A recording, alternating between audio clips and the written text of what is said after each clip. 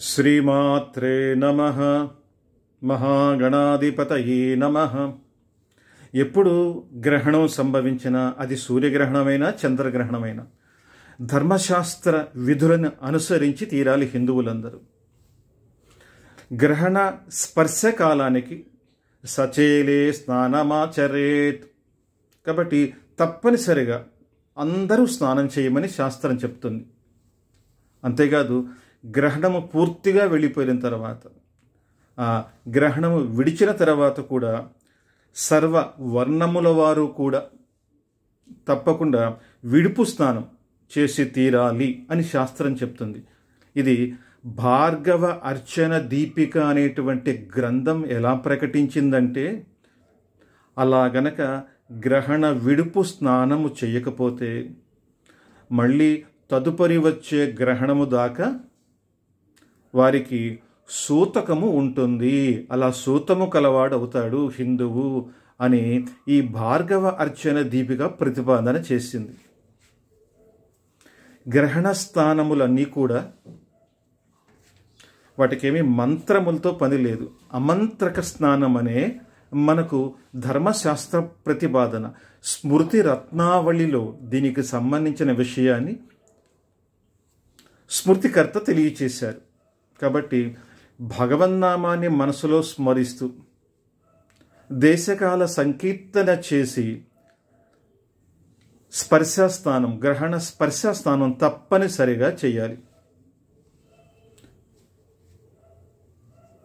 సరే, వాపి, కూప, నది ఇలాంటి వాటిల్లో అంటే దిగుడు బావులు, నదీ నదములు, ప్రవాహములు వీటి యందు స్నానమే చెప్పబడిన, మరి ప్రస్తుతం మనమున్న కాలానికి అవి మనకు దగ్గరలో లేవు కాబట్టి గృహంలో అయినా స్నానం తప్పనిసరి.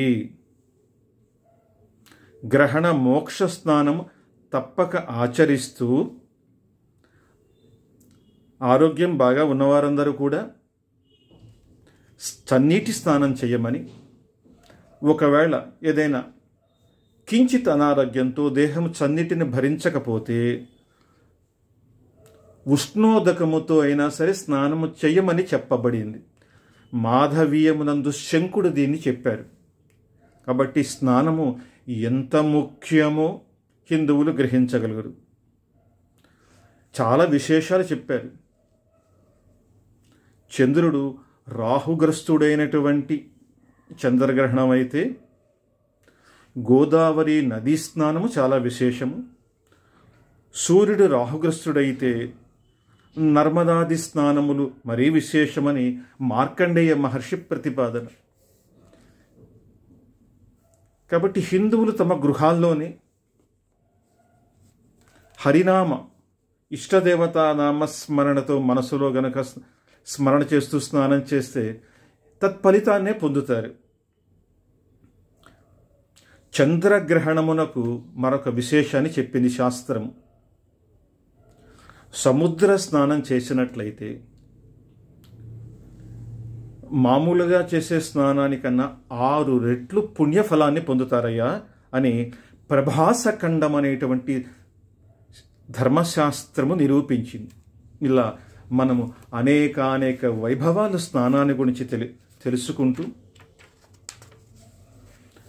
బాలురు, వృద్ధులు, గర్భిణీ స్త్రీలు ఇత్యాదులు కూడా మన్నాడు సూర్యోదయం తర్వాత శక్తి మేరకు స్నానాలను తప్పనిసరిగా ఆచరించి తీరాలి.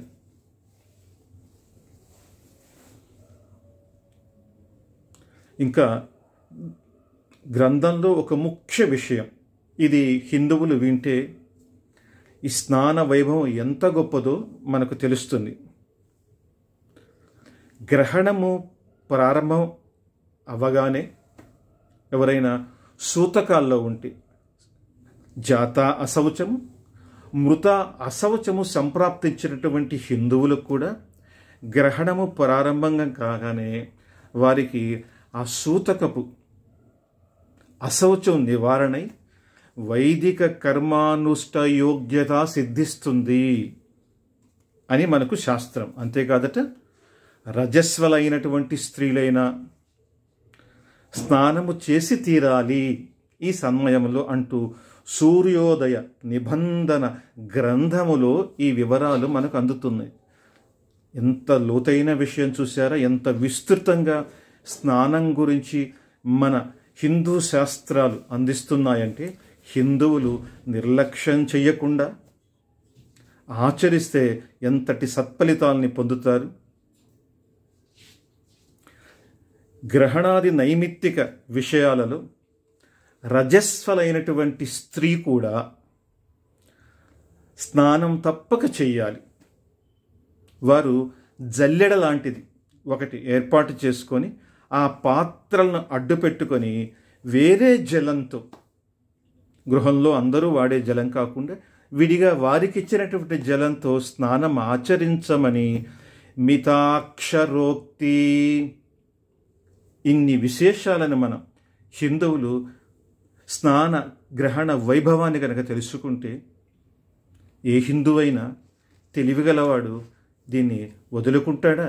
ఇంతటి మహత్పుణ్యాన్ని, స్నానం చేత మాత్రమే పొందేటువంటి ఉత్తమ పుణ్యాన్ని ఏ గ్రహణ కాలంలో అయినా విసర్జిస్తాడా? ఆచరింతురుగాక. శివాయ నమః.